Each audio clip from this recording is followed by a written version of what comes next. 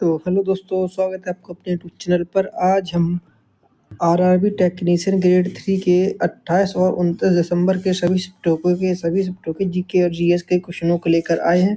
क्योंकि कल ये वीडियो नहीं आ पाई थी, इसलिए आज 28 दिसंबर और 19 दिसंबर दोनों दिनों के शिफ्टों के जीके और जीएस के क्वेश्चनों को लेकर आए, जितने मिल पाए। अगर आपको पीडीएफ चाहिए तो पीडीएफ के लिए डिस्क्रिप्शन में टेलीग्राम की लिंक दे रखी है, उस पर क्लिक करके टेलीग्राम चैनल ज्वाइन कर लें, इससे पीडीएफ मिल जाएगी। ठीक है। और एक बात और, अगर वीडियो अच्छी लगे तो चैनल को लाइक और वीडियो को शेयर और सब्सक्राइब कर दे। ठीक, तो स्टार्ट करते हैं आज का वीडियो। तो आज का पहला क्वेश्चन पूछा गया था कि भारतीय क्रिकेट कंट्रोल बोर्ड यानी बीसीसीआई ने टी20 वर्ल्ड कप जीतने वाली भारतीय टीम को कितनी प्राइज मनी दी है। यानी बीसीसीआई ने अभी जो टी20 वर्ल्ड कप हुआ था 2024 वाला, इसमें इंडिया को कितनी प्राइज मनी दी है, तो कितनी दी है? 125 करोड़ रुपए प्राइज दिए हैं बीसीसीआई ने दिए हैं, आईसीसी नहीं दिए हैं। ठीक है, तो बीसीसीआई ने कितने दिए? 125 करोड़ रुपए। और वहीं देखा जाएगा आईसीसी ने टी20 वर्ल्ड कप विजेता को कितने दिए, तो आईसीसी ने टी20 वर्ल्ड कप विजेता को दिए 20.37 करोड़ रुपए दिए विजेता को, और 10.64 करोड़ रुपए दिए उप विजेता को। तो आईसीसी ने दिए हैं 20 करोड़ 37 लाख और बीसीसीआई ने दिए हैं 25 करोड़। ठीक है।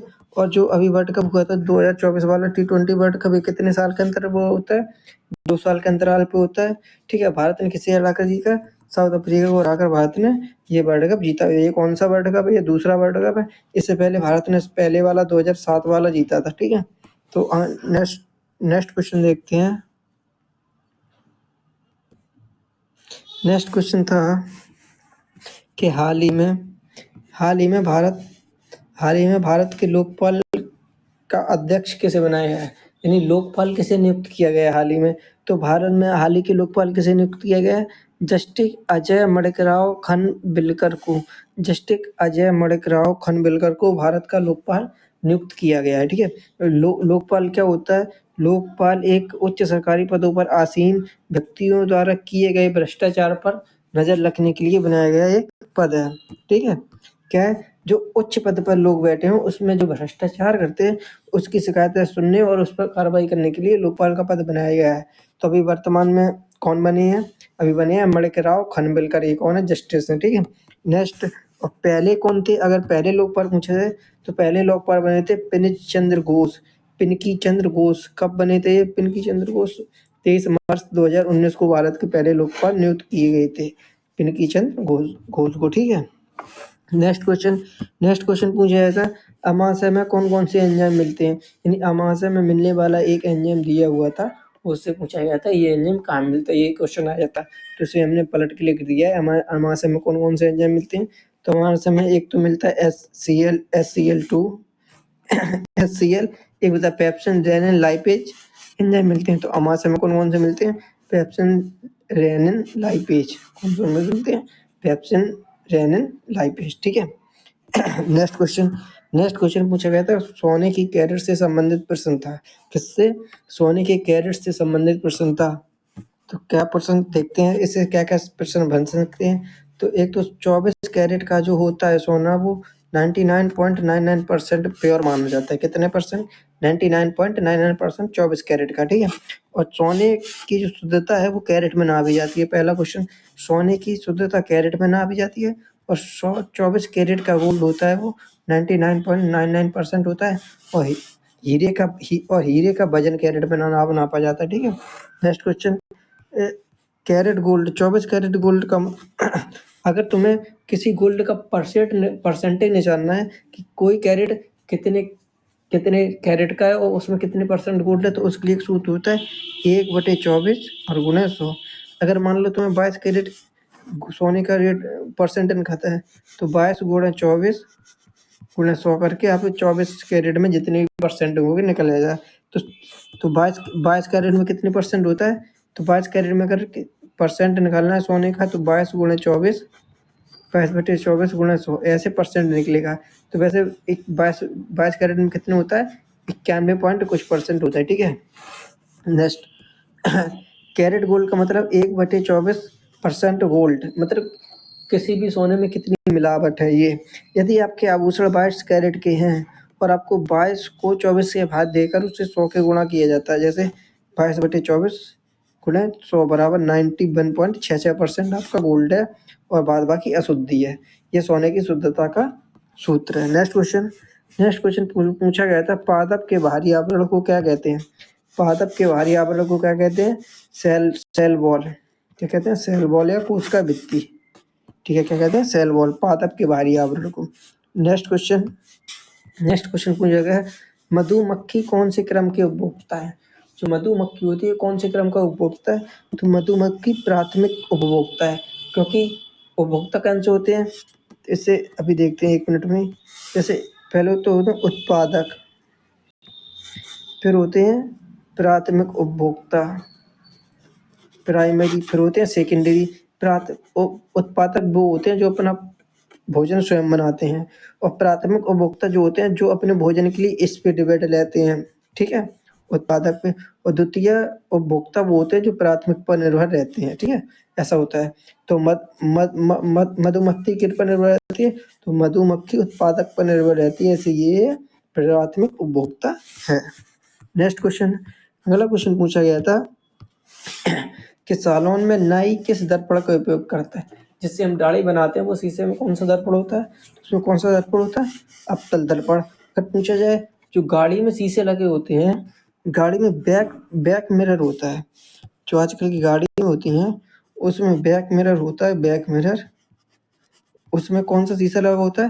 बैक मिरर में लगा होता है उत्तल दर्पण। ठीक है, और जो उसमें दाढ़ी बनाते हैं उसमें कौन सा होता है? दाढ़ी वाले में होता है। तो लिख लो, अवतल दर्पण के उपयोग क्या क्या है? जैसे दाढ़ी बनाने में, डॉक्टर जो दांत होते हैं, कान होते हैं, उसका छेद देखने में, और टॉर्च की हेडलाइट, गाड़ी की हेडलाइट में कौन सा होता है? अवतल दर्पण। उत्तल दर्पण का प्रयोग होता है, जैसे कि गाड़ी के बैक वाले शीशे में, क्योंकि उत्तल दर्पण बहुत सारी जगह को थोड़ी जगह में समेट कर देता है। ठीक है, नेक्स्ट क्वेश्चन पूछा गया था कि 2024 में ग्लोबल हंगर इंडेक्स, वैश्विक भूख सूचकांक, ग्लोबल हंगर इंडेक्स में भारत कौन से पायदान पर था 2024 में? तो 2024 में भारत 127 देशों में 105वें स्थान पर रहा है। कितने देशों में? 127 देशों में 105वें स्थान पर। नेक्स्ट क्वेश्चन, अगला क्वेश्चन पूछा गया था, कोशिका के 3 प्रमुख भाग कौन कौन से हैं? तो कोशिका के 3 प्रमुख भाग कौन कौन से हैं? कोशिका झिल्ली, नाभिक और कोशिका द्रव। ये कोशिका के 3 प्रमुख भाग होते हैं। कौन कौन से? कोशिका झिल्ली, नाभिक और कोशिका द्रव। अगर पूछा जाए नाभिक में क्या होता है? नाभिक में अपना डीएनए पाया जाता है। डीएनए और किस में पाया जाता है? एक तो नाभिक में पाया जाता है, और एक माइक्रोकॉन्ड्रिया में पाया जाता है, और एक उसमें पाया जाता है लवक में। ठीक है, किसमें? लवक में। तो 3 चीजों में अपना खुद का डीएनए पाया, नाभिक में और माइक्रोकॉन्ड्रिया को energy house of the cell भी कहते हैं। ठीक है, नेक्स्ट क्वेश्चन, कोशिका के कार्य क्या होते हैं? कोशिका के कार्य होते हैं पदार्थों का संश्लेषण, पदार्थों का पाचन, विभिन्न कार्यों के लिए ऊर्जा का उत्पादन और सरबराह करना किसका काम है? कोशिका का काम है। सेल का काम है। नेक्स्ट, अगला क्वेश्चन पूछा गया था, भारत के सबसे युवा अरबपति कौन बने हैं अभी हाल ही में? तो भारत के सबसे युवा अरबपति कौन बने हैं? जेप्टो के फाउंडर केवल्य बोहरा मात्र 21 साल की उम्र में अरबपति बने हैं। इनका कौन सा स्टार्टअप है? जेप्टो क्या काम करता है? जेप्टो किसी भी सामान को, जेप्टो एक क्विक डिलीवरी ऐप है, यानी किसी भी सामान को 10 मिनट के अंदर आपके यहाँ तक पहुँचा सकता है जेप्टो। तो जेप्टो के फाउंडर अभी हाल ही में भारत के सबसे युवा अरबपति बने। ये कितने साल के? 21 साल के। इनका क्या नाम है? केवल बोहरा। नेक्स्ट क्वेश्चन, दृढ़ ऊतक किसमें पाया जाता है? तो दृढ़ ऊतक पौधों में पाया जाता है। किसमें पाया जाता है? पौधों में। और इसका क्या काम होता है? इसका काम होता है पौधों को आंतरिक शक्ति प्रदान करना और उसमें लचीलापन लाना। ठीक है, क्या होता है? लचीलापन लाना। तो पौधों में जो लचीलापन होता है वो कौन से ऊतक के कारण होता है? दृढ़ ऊतक। और दृढ़ ऊतक कौन होता है? कॉलन कायमा के कारण पौधे में लचीलापन आता है। और कॉलन कायमा क्या है? कॉलन कायमा एक प्रकार का दृढ़ ऊतक है। नेक्स्ट, पौधे को आंतरिक शक्ति प्रदान करता है एवं आंतरिक के भागों की रक्षा करता है। पौधे के भारी परतों में यह रक्षात्मक ऊतक के रूप में कार्य करता है। यह पौधे को सामर्थ्य, दृढ़ता और लचीलापन प्रदान करता है। ठीक है, पौधे में लचीलापन किसके कारण होता है? कोलेन कायमा। ये क्वेश्चन 3 बार रिपीट हुआ है इस बार। कितनी बार? 3 बार। नेक्स्ट क्वेश्चन पूछा गया था, सन 2024 के वर्ल्ड चैंपियनशिप ऑफ लीजेंड के विजेता कौन है? तो 2024 का जो वर्ल्ड चैंपियनशिप ऑफ लीजेंड हुआ है, यानी पुराने खिलाड़ियों का एक वर्ल्ड चैंपियनशिप हुआ था, उसका विजेता कौन है? भारत ने किसने हराया है? पाकिस्तान को। कितने विकेट से? 5 विकेट से। और ये हुआ कहाँ था? ये बर्मिंघम में हुआ था। बर्मिंघम कहाँ है? बर्मिंघम इंग्लैंड में है। ये कहाँ पे है? इंग्लैंड में। नेक्स्ट क्वेश्चन पूछा गया था, कप सिरप में किस प्रकार का अल्कोहल पाया जाता है?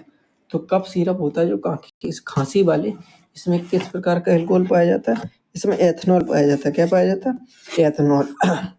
और एथेनॉल को एथिल अल्कोहल या अनाज अल्कोहल या पीने का अल्कोहल, स्पिरिट भी कहते हैं। एथिल अल्कोहल के क्या क्या प्रमुख नाम है?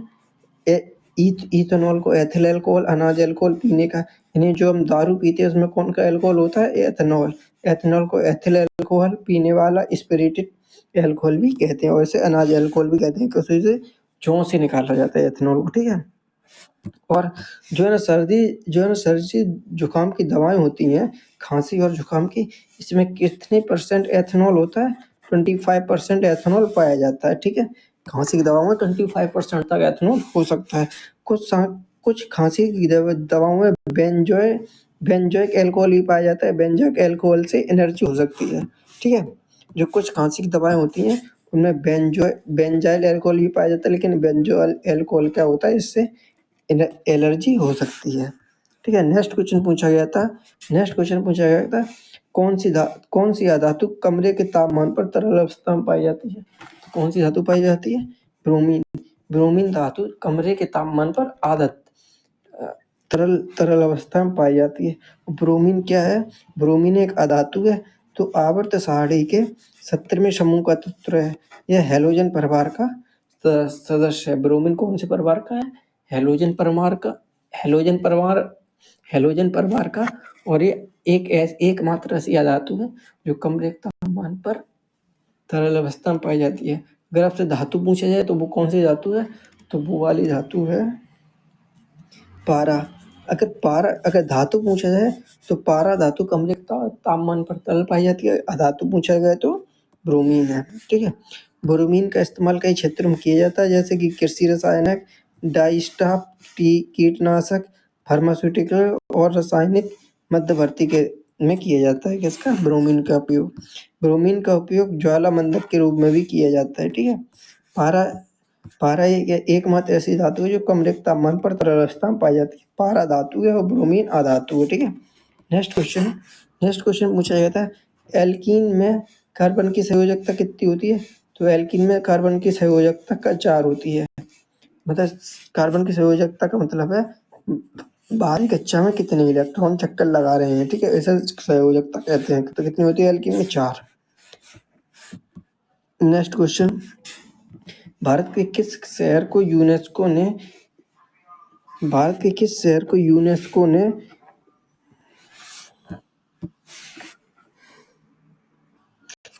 विश्व धरोहर शहर का सर्टिफिकेट दिया है? ठीक है, भारत के किस शहर को यूनेस्को ने विश्व धरोहर शहर का सर्टिफिकेट दिया है? कोझिकोड को विश्व धरोहर का शहर कहा गया है। कोझिकोड कहाँ है? केरल में। कहाँ पे? केरल में। तो कोझिकोड को कहा जाता है। ठीक है, अगर संगीत सिटी पूछा गया तो संगीत सिटी है ग्वालियर, और विश्व की धरोहर शहर है कोझिकोड, और संगीत सिटी कौन सी है? संगीत सिटी है ग्वालियर। ग्वालियर कहाँ है? मध्य प्रदेश में। कोझिकोड कहाँ है? केरल में। ठीक है, नेक्स्ट क्वेश्चन पूछा गया था, तरुण लोन बढ़ाकर कितना कर दिया गया है? तो तरुण लोन की सीमा 10 लाख के बढ़ाकर 20 लाख कर दी गई है। कितनी? पहले तरुण लोन में अधिकतम 10 लाख थी, अब आप 20 लाख तक ले सकते हो। अधिकतम सीमा 20 लाख तक कर दी गई है। देखो, प्रधानमंत्री ने 8 अप्रैल 2015 को मुद्रा योजना आरंभ की थी। कौन सी योजना आरंभ की थी? मुद्रा। इस योजना के तहत 3 श्रेणियों में ऋण दिया जाता है। कौन की? शिशु, किशोर और तरुण। ठीक है, तो तरुण में पहले 10 लाख अधिकतम की, अब 10 से बढ़ाकर 20 लाख कर दी है। ठीक है, नेक्स्ट क्वेश्चन, शिशु को 50,000 तक के ऋण को कवर करता था। और किशोर 50 से 5 लाख तक और तरुण 5 से 10 लाख तक। ठीक है, अब इसकी सीमा बढ़ाकर कितनी कर दी गई है? 10 से 20 लाख तक कर दी गई है। ठीक है, नेक्स्ट क्वेश्चन पूछा गया था, हाल ही में प्रोजेक्ट परी की शुरुआत कहाँ हुई? प्रोजेक्ट पारी PARI, प्रोजेक्ट पारी की शुरुआत कहाँ हुई? दिल्ली में। और ये कौन से मंत्रालय ने शुरुआत किया है? संस्कृति मंत्रालय ने। प्रोजेक्ट पारी किसने किया? संस्कृति मंत्रालय ने। कब किया? 2024 में। ठीक है, तो प्रोजेक्ट पारी की शुरुआत दिल्ली में संस्कृति मंत्रालय ने 2024 में की है और इसका उद्देश्य है दिल्ली शहर की जो दीवारें हैं उन पे चित्रकारी करना अच्छी। ठीक है, तो देखते हैं। संस्कृति मंत्रालय ने 21 से 31 जुलाई 2024 तक नई दिल्ली में विश्व धरोहर समिति की बैठक की 46वें सत्र के दौरान प्रोजेक्ट पारी यानी भारत की सार्वजनिक कला की शुरुआत की है। ठीक है, कब की है? विश्व धरोहर समिति की बैठक 2024 में कहाँ हुई थी? नई दिल्ली में। ये भी एक क्वेश्चन बन जाता है 46 में। ठीक है, तो इसी में इसकी पारी की घोषणा की है।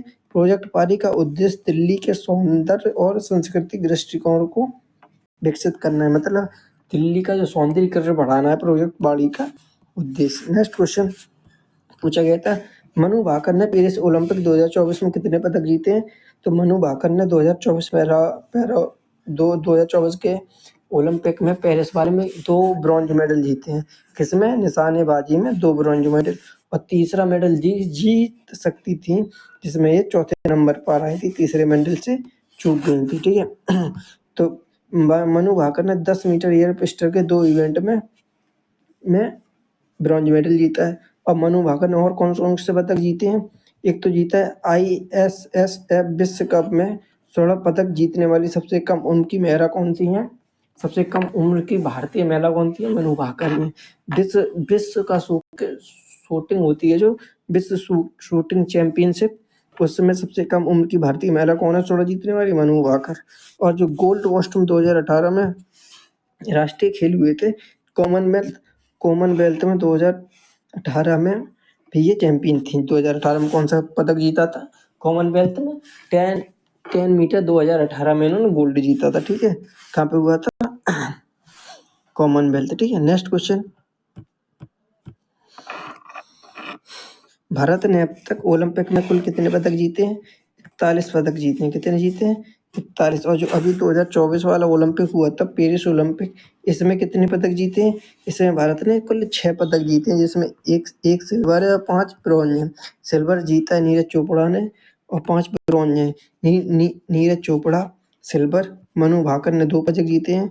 मनु भाकर में एक सिंगल इवेंट में, एक डबल इवेंट में। ठीक है, दोनों निशानेबाजी में। सबरजोत सिंह ब्रॉन्ज, सुनील कुसाले ब्रॉन्ज, अमन सहरावत ब्रॉन्ज और भारतीय हॉकी टीम ब्रॉन्ज। 1 2 3 4 5 6। ठीक हो गए। भारतीय हॉकी टीम ने भी ये कांस्य पदक जीता है। ओलंपिक में भारत को 1 रजत और 5 ब्रॉन्ज सहित 6 पदक मिले।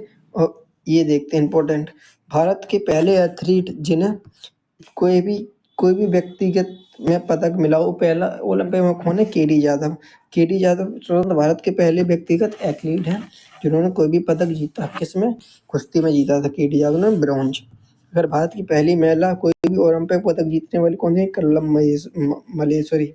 ओलंपिक में पहली पदक जीतने वाली महिला कल्लम मलेश्वरी। अभिनव बिंद्रा स्वतंत्र भारत के पहले व्यक्तिगत स्वर्ण पदक जीतने वाले खिलाड़ी। यदि व्यक्तिगत में स्वर्ण पदक जीतने वाला प्रथम कौन है? अभिनव बिंद्रा। ये भी किससे? ये निशानेबाजी थे। नीरज चोपड़ा ने जीता था टोक्यो ओलंपिक में। ये कौन सा था? ये भाला फेंक में था, एथलीट में। ठीक है, नेक्स्ट क्वेश्चन, अगला क्वेश्चन देखते हैं। ललित कला अकादमी पुरस्कार किस मंत्रालय द्वारा दिया जाता है? तो ललित कला अकादमी पुरस्कार किस मंत्रालय द्वारा? केंद्रीय संस्कृति मंत्रालय। और ललित कला अकादमी की स्थापना कब हुई थी? 1954 में। ललित कला अकादमी पुरस्कार 1954 में हुआ था। इसे केंद्रीय संस्कृति मंत्रालय से द्वारा इसे किया जाता है, ललित कला अकादमी पुरस्कार। और इसका भवन नई दिल्ली में है। इसका भवन कहाँ है? नई दिल्ली में। ठीक है, डॉक्टर पवन कुमार को ललित कला अकादमी पुरस्कार 2024 दिया गया है। 2024 का ललित कला अकादमी पुरस्कार डॉक्टर पवन कुमार को। और जो ललित कला अकादमी पुरस्कार है ये किस मंत्रालय द्वारा? संस्कृति मंत्रालय द्वारा। नेक्स्ट क्वेश्चन आया था नीति आयोग के सूचकांक के संबंध में क्वेश्चन आया था कि नीति आयोग निम्न में से कौन का सूचकांक जारी करता है? तो नीति आयोग कौन सा सूचकांक जारी करता है? नीति आयोग निम्न सूचकांक जारी करता है, जैसे कि निर्यात तैयारी सूचकांक, भारत नवाचार सूचकांक, समृद्ध जल प्रबंधन सूचकांक, स्कूल शिक्षा गुणवत्ता सूचकांक और राज्य स्वास्थ्य सूचकांक। ये प्रमुख हैं जो है ना ये जारी करता है कौन? नीति आयोग। ठीक है। नेक्स्ट क्वेश्चन, इनमें से कोई एक दिया हुआ, 3 इनमें से नहीं होंगे, जो कि वो उसका ऑप्शन होगा। नेक्स्ट क्वेश्चन पूछा गया था कि आसमान का रंग नीला क्यों दिखाई पड़ता है? तो आसमान का रंग प्रकाश के प्रकीर्णन के कारण नीला दिखाई पड़ता है। प्रकाश का प्रकीर्णन मतलब प्रकाश का तेजी से प्रकाश का धूल और धूप के कणों से टकराकर फैलने की क्रिया को प्रकीर्णन कहते हैं। इसमें नीले रंग का प्रकीर्णन सबसे अधिक और लाल रंग का प्रकीर्णन सबसे कम होता है, इसलिए नीला रंग हमें सबसे अधिक दिखाई पड़ता है। सूर्यास्त के समय सूर्य की ओर देखते हैं तो हमें लाल और नारंगी रंग का सूरज दिखाई पड़ता है, क्योंकि नीले रंग की किरणें हमारी आंख से दूर हो जाती हैं और सीधी निकल जाती हैं। लाल रंग का प्रकीर्णन सबसे कम होता है, इसलिए हमें डूबता और उगता हुआ सूरज लाल दिखाई देता है। नेक्स्ट क्वेश्चन, अंतरिक्ष से देखने पर हमें आकाश काला दिखाई देता है, क्योंकि वहां पे सूर्य की किरणों का प्रकीर्णन नहीं हो पाता है, इसलिए। तो अंतरिक्ष से देखने पर आकाश कैसा दिखाई देता है? काला, क्योंकि वहां प्रकाश की किरणों का प्रकीर्णन नहीं हो पाता है। नेक्स्ट, पृथ्वी को नीला ग्रह भी कहा जाता है, क्योंकि इसका लगभग 66 से 70% भाग पानी से घिरा हुआ है। नेक्स्ट क्वेश्चन पूछा गया था कि टिंडर प्रभाव क्या है? नेक्स्ट क्वेश्चन क्या था? टिंडर प्रभाव क्या है? जब प्रकाश की किरण को कोलाइडल विलयन से होल से उजाला जाता है तो प्रकाश की किरण बिखर जाती है, जिससे उसका पथ दिखने लगता है। इसे टिंडर प्रभाव कहते हैं। जब किसी प्रकाश की किरण को किसी कोलाइडल विलयन के घोल से गुजारा जाता है तो प्रकाश की किरणें फैल जाती हैं, जिसके कारण हमें प्रकाश का पथ दिखने लगता है। इसे टिंडर प्रभाव कहते हैं। ठीक है। और इसे टिंडर प्रभाव या टिंडर प्रकीर्णन भी कहते हैं। ठीक है। किसी घोल में इससे हमें पता चलता है कि कोई विलयन कोलाइडी है या नहीं। अगर किसी विलयन का पता करना हो ये कोलाइडी है नहीं, उसमें हम टिंडर प्रभाव यूज करते हैं। टिंडर प्रभाव के कुछ उदाहरण देख लेते हैं, जैसे कि धूल या धुएं भरे कमरे में एक छेद होता है, उससे हमें प्रकाश की पुंज के द्वारा कण उड़ते हुए दिखाई देते हैं। जो एक बंद कमरा हो, वहाँ पे अगर छोटा सा छिद्र हो तो वहां से अगर कोई किरण आ रही हो तो ऐसा लगता है कि कोई किरण वास्तव में आ रही है, जो कि हमें दिखाई देती है।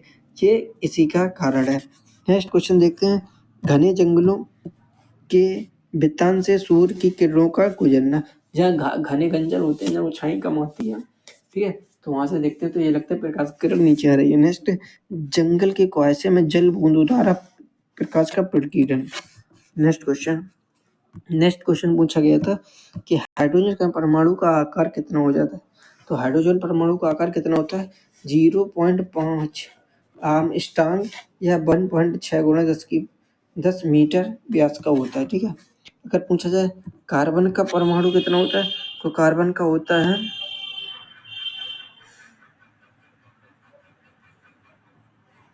12 आर्मस्ट्रांग। कार्बन का ये आप हमें कमेंट करके बताना, इसका हम ध्यान भूल गए अभी तो नेक्स्ट देखते हैं, सभी परमाणु सबसे छोटा परमाणु किसका होता है? सभी परमाणु सबसे छोटा परमाणु होता है हाइड्रोजन का। हाइड्रोजन एक ब्रह्मांड में पाया जाने वाला सबसे हल्का तत्व है। सबसे हल्का तत्व हाइड्रोजन है। दूसरा सबसे हल्का तत्व कौन सा है? हीलियम। पहला है हाइड्रोजन, दूसरा हीलियम।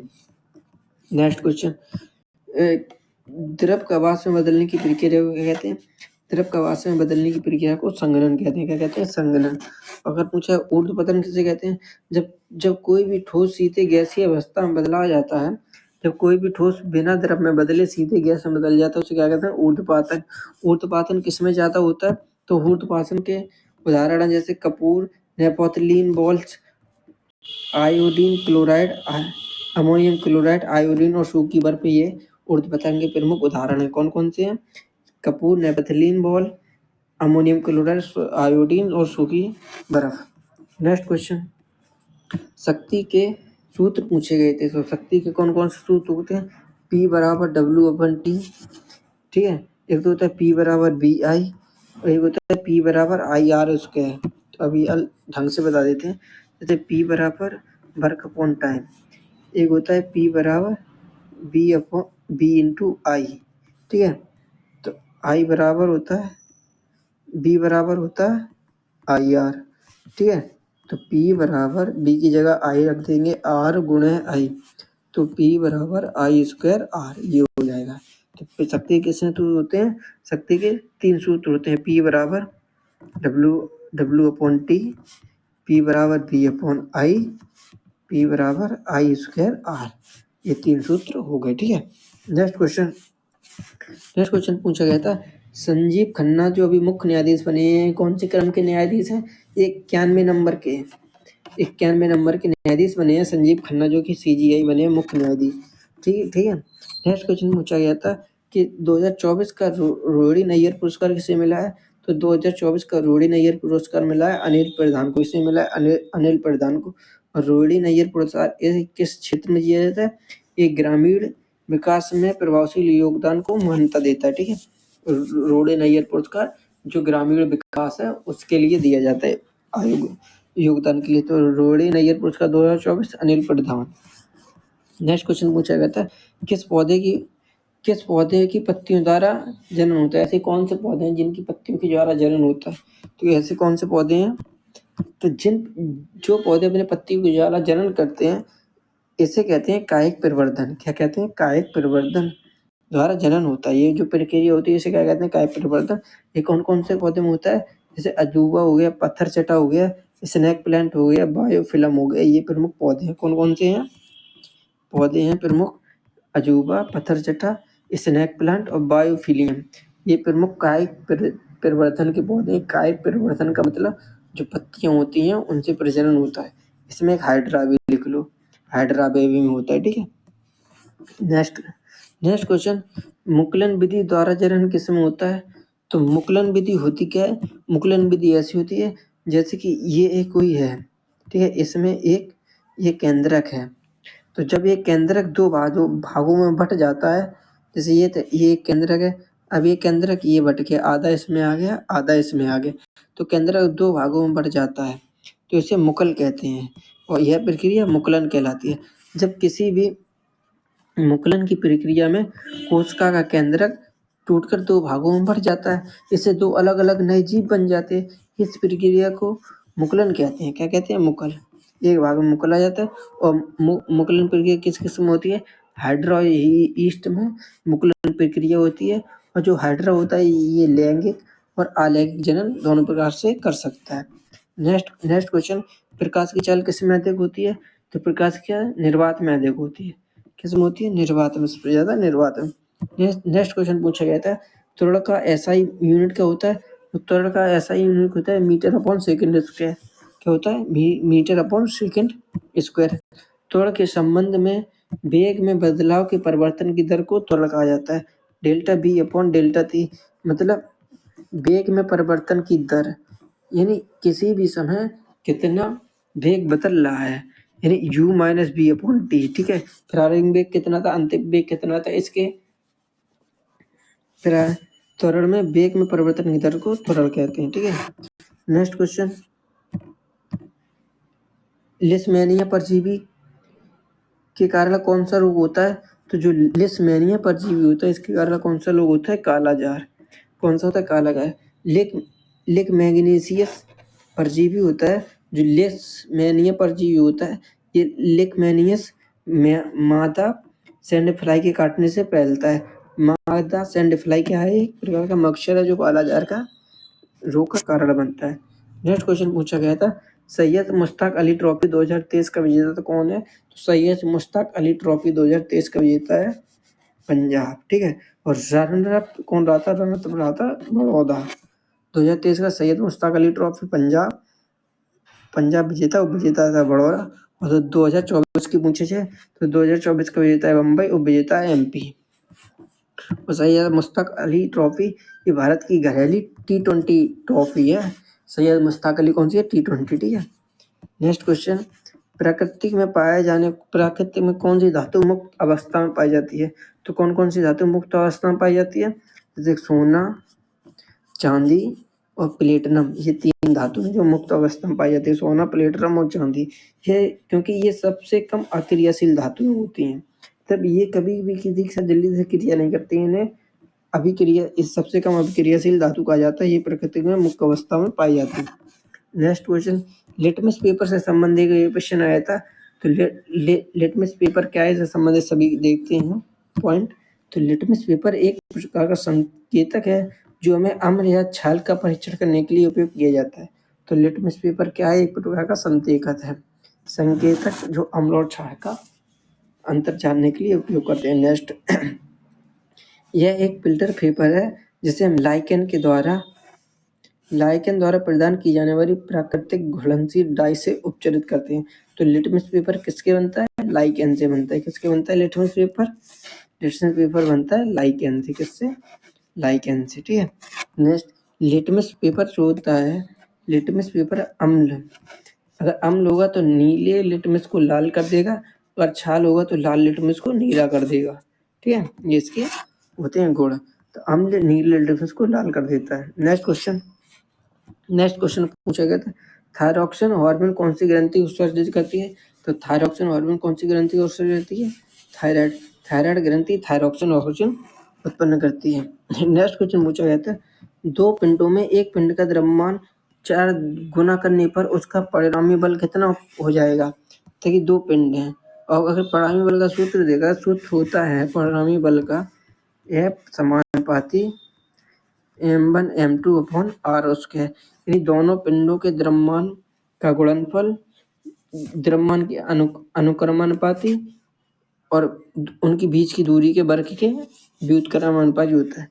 तो पिंड का द्रव्यमान 4 गुना करने पर परिणामी बल भी 4 गुना हो जाएगा। Next question, plaster of Paris CaSO4 into half H2O, plaster of Paris का उपयोग कहाँ किया जाता है? तो सबसे पहले प्लास्टर ऑफ पेरिस बनता कैसे है? तो जो प्लास्टर ऑफ पेरिस होता है, जब जिस्म को 373 केल्विन ताप पर गर्म किया जाता है तब प्लास्टर ऑफ पेरिस बन जाता है, ठीक है। तो क्या बनता है? Plaster of Paris. अब प्लास्टर ऑफ पेरिस जो होता है, तो टूटी हड्डियों को जोड़ने के लिए, दांतों में अंतराल भरने के लिए, दांतों के अंतराल में जो घाव होता है उसे भरने के लिए, ब्लैक बोर्ड में चौक बनाने के लिए, इमारतों में आग से बचाने के लिए, अग्निरोधी कोटिंग को बचाने के लिए इसका उपयोग किया जाता है। और देखते हैं, मूर्तियां बनाने के लिए, कृत्रिम आभूषण बनाने के लिए, छत और कंगनी सजावट की प्लास्टर वर्क करने के लिए, मिट्टी के बर्तन और चीनी मिट्टी के बर्तन बनाने के लिए, दीवारों को रखने के लिए, खिलौना बनाने के लिए प्लास्टर ऑफ पेरिस का उपयोग होता है। प्लास्टर ऑफ पेरिस का उपयोग होता है, ठीक है। प्लास्टर ऑफ पेरिस कहाँ बनता है? प्लास्टर ऑफ पेरिस का सूत्र होता है CaSO4 इंटू हाफ H2O, और जब जिप्सम को 373 डिग्री तापमान पर पानी के साथ गर्म किया जाता है तो प्लास्टर ऑफ पेरिस बनता है। टूटी हड्डियों जो परस्तर होता है उसे एसी बनाया जाता है। नेक्स्ट क्वेश्चन पूछा गया था, ACC का अध्यक्ष कौन है? एशियन क्रिकेट काउंसिल का अध्यक्ष कौन बना है? श्रीलंका के संबी लिम्बा को ACC का अध्यक्ष बनाया गया है, ठीक है। 28 अगस्त 2024 को इन्हें ACC का अध्यक्ष को चुना गया है और 1 दिसंबर 2024 से इस पर रहेंगे, ठीक है। नेक्स्ट क्वेश्चन, ACC की स्थापना कब हुई थी? एशियन क्रिकेट काउंसिल स्थापना हुई थी 1983 में। नेक्स्ट क्वेश्चन, केंद्र किसी गर्भवती महिला को कितने दिन की छुट्टी देता है? तो केंद्र किसी गर्भवती महिला को कितने दिन का प्रसव छुट्टी देता है? 26 हफ्ते की मैंडेटरी लीव देता है। कितने देती है? 26 हफ्ते की।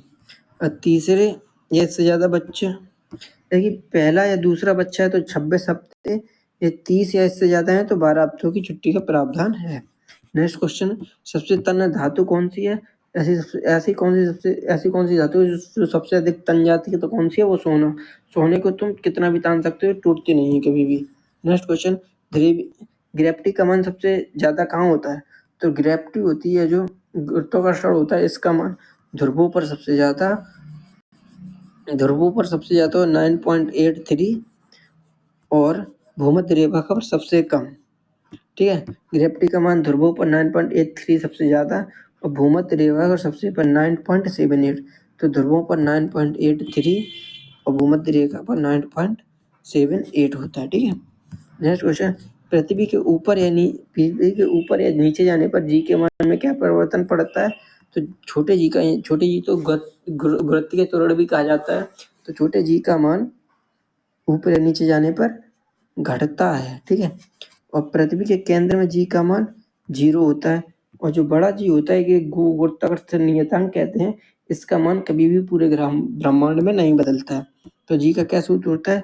जी बराबर Gm/r²। ठीक है, ये होता है गुरुत्वीय त्वरण और ये होता है गुरुत्वीय नियतांक बड़ा जी। छोटे जी का मान पृथ्वी का अलग है, चंद्रमा का अलग है, लेकिन बड़े जी का मान सब में सेम ही होता है। ठीक है, नेक्स्ट क्वेश्चन कि एक ठोस गोले के अंदर किसी बिंदु पर आकर्षण बल बिंदु की गोले से केंद्र की दूरी के अनुक्रमानुपाती होता है। ठीक है, नेक्स्ट क्वेश्चन अवतल दर्पण में जब फोकस दूरी नेगेटिव आती है तो इसका क्या मतलब होता है? तो जब फोकस दूरी नेगेटिव आती है तो इसका मतलब होता है प्रतिबिंब आभासी और रियल इमेज बनेगी। ठीक है, नेक्स्ट क्वेश्चन, समतल दर्पण में प्रतिबिंब कहाँ बनता है? तो समतल दर्पण में प्रतिबिंब कहाँ बनता है? तो प्रतिबिंब हमेशा आभासी, सीधा और वस्तु के आकार का होता है और दर्पण के पीछे प्रतिबिंब को आभासी प्रतिबिंब कहा जाता है। ठीक है, आभासी प्रतिबिंब कहा जाता है। नेक्स्ट क्वेश्चन, कोशिका में ग्लूकोज का पाचन कहाँ होता है? तो कोशिका में ग्लूकोज का पाचन कहाँ होता है? कोशिका में द्रव होता है, यह प्रक्रिया ग्लूकोलाइज कह जाती है। तो कोशिका में ग्लूकोज का पाचन कहाँ होता है? कोशिका द्रव में। जो कोशिका द्रव होता है उसमें ग्लूकोज का पाचन होता है और जो कोशिका द्रव में ग्लूकोज का पाचन होता है क्या ग्लाइकोलाइसिस कहलाती है। क्रिया कहलाती है ग्लाइकोलाइसिस। ठीक है, जब है ना ग्लूकोज ग्लूकोजन में बदलता है, यह क्रिया ग्लाइकोलाइसिस कहलाती है। इससे ग्लूकोज स्टोर हो जाता है। ठीक है, क्या हो जाता है? स्टोर हो जाता है। देखते हैं पॉइंट, ग्लाइकोजन यकृत और मांसपेशियों में जमा होता है। ग्लूकोज मानव शरीर में मुख्य ऊर्जा स्रोत है। ग्लूकोज हाइड्रोजन, कार्बन और ऑक्सीजन से मिलकर बना एक कार्बनिक यौगिक है। ग्लूकोज के अंदर हाइड्रोजन, कार्बन और ऑक्सीजन। ठीक है, नेक्स्ट क्वेश्चन, ग्लूकोज को डेक्स्ट्रोज भी कहा जाता है। ग्लूकोज का ऑक्सीकरण कहाँ होता है? माइटोकॉन्ड्रिया में होता है। जब ग्लूकोज का ऑक्सीकरण माइटोकॉन्ड्रिया में होता है तो एटीपी जनरेट करता है।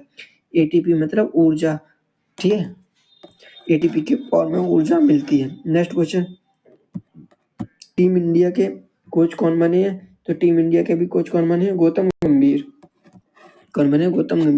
नेक्स्ट क्वेश्चन पूछा गया था, बजट की कुल कितनी प्राथमिकताएं हैं? तो बजट की कुल कितनी प्राथमिकताएं थी 2024 वाले 23 वाला 2024 वाला जो बजट आया था इसकी प्राथमिकता थी 9। कितनी थी? 9। कौन कौन सी? कृषि में उत्पादकता और अनुकूलनता, दूसरा था रोजगार और कौशल प्रशिक्षण। नेक्स्ट तीसरी थी समावेशी मानव संसाधन विकास और सामाजिक न्याय और चौथी थी विनिर्माण और सेवाएं और पांचवी थी शहरी विकास। छठवीं थी ऊर्जा सुरक्षा, सातवीं की अवसंरचना, आठवीं थी नवाचार अनुसंधान और विकास, नौवीं थी अगली पीढ़ी के सुधार। तो कितनी थी? कुल 9 प्राथमिकताएं थी इस बजट की। नेक्स्ट क्वेश्चन पूछा गया था, भारत में सबसे ज्यादा पेड़ किसने लगाए हैं? तो भारत में सबसे ज्यादा पेड़ या ट्री मैन ऑफ इंडिया किसे कहा जाता है? दरिपल्ली रमैया को। दरिपल्ली रमैया ये कहाँ के हैं? ये तमिलनाडु के निवासी हैं। तमिलनाडु के दरिपल्ली रमैया को ट्री मैन ऑफ इंडिया कहा जाता है क्योंकि इन्होंने अपने जीवन में 1 करोड़ से ज्यादा पौधे लगाए हैं और केंद्र सरकार ने इन्हें पद्मश्री से भी सम्मानित किया है। Daripalli Ramaiah tree man of India. Next question, Khelo India para game 2000 जो है ना 24 का हुआ है, इसमें पहले स्थान पर कौन रहा है? तो खेलो इंडिया पैरा गेम 2024 में हरियाणा पहले के स्थान पर रहा 105 पदक, दूसरे पे रहा है यूपी, ठीक है। और ये कहाँ पे हुए हैं? ये नई दिल्ली में हुए हैं, खेलो इंडिया पैरा गेम, ठीक है। पहले स्थान पर हरियाणा, दूसरे पे यूपी। तो आज के जो क्वेश्चन के जो हम लेकर आए हैं, अगर आपको वीडियो अच्छा लगे तो चैनल को सब्सक्राइब और वीडियो को लाइक कर दिया करो, इससे हमें मोटिवेशन मिलता है। थैंक यू, धन्यवाद।